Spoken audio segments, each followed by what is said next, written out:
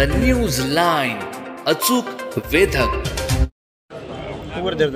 हा बाबा, आज कराड तालुक्यामधील विमानतळ हद्दीमध्ये एक जिहादी प्रवृत्तीचा डॉक्टर, म्हणजे ज्या पद्धतीनं आपण 8-15 दिवसापूर्वी बघितलं, दिल्ली येथील आपली घटना ताजी आहे, त्याच पद्धतीचा एक डॉक्टर नदाब या जिहाद्यानं हिंदू समाजातील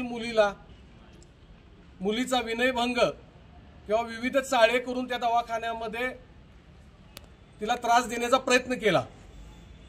सर्व कराड तालुक्यातील त्या पंचक्रोशीतील सर्व नागरिकांना असं वाटतंय की तो डॉक्टर हा 100% बोगस डॉक्टर आहे.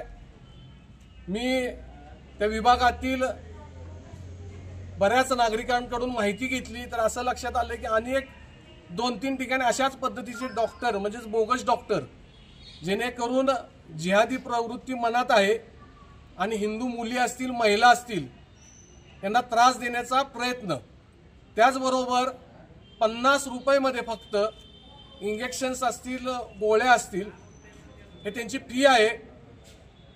सर्व नागरिकांना अशी शंका आहे की हिंदू समाजाला नपुंसक बनवण्याचा एक प्रकारचा डाव आहे.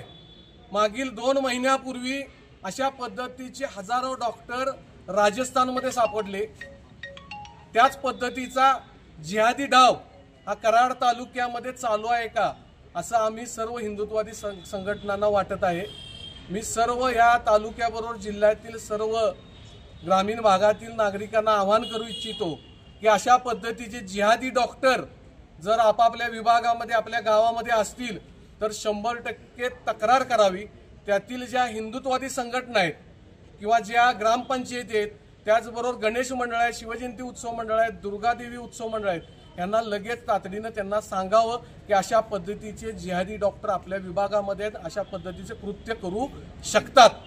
हिंदू समाज वाढू नये हा एक प्रकारचा डाव या जिहादी प्रवृत्तीकडून होण्याची शक्यता आहे.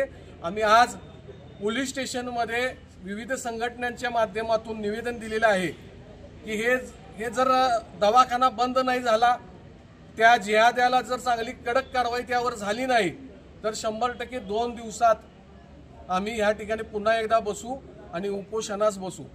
सर्व ग्रामपंचायत असतील, सर्व नागरिक असेल, या ताईच्या पाठीशी ठामपणे उभे आहेत. त्या ताईचे जे मिस्टर आहेत, म्हणजे त्या ताईचा नवरा आहे, तो इतका भिलेला आहे की भविष्यात आम्हाला ही काय लोक करतील का काय, म्हणजे एवढी दहशत या जिहादी लोकांची आपल्या विभागामध्ये आहे. परंतु सर्व त्या पंचक्रोशीतील हिंदुत्ववादी संघटना असतील, सर्व नागरिक असतील, ठामपणे त्या कुटुंबाच्या सोबत आहेत अशी गवाही सगळ्यांनी दिलेली आहे. त्यामुळं आपापल्या विभागामध्ये काळजी करावी. अशा पद्धतीचे जर दवाखाने असतील तर लगेच त्या दवाखान्याबद्दल तक्रार दाखल करावी आणि ग्रामपंचायतीमध्ये सांगावं, असं आवाहन सर्व हिंदुत्ववादी संघटना, सर्व नागरिकांतर्फे मी करत आहे. जय श्रीराम. द न्यूज लाईन, अचूक वेधक.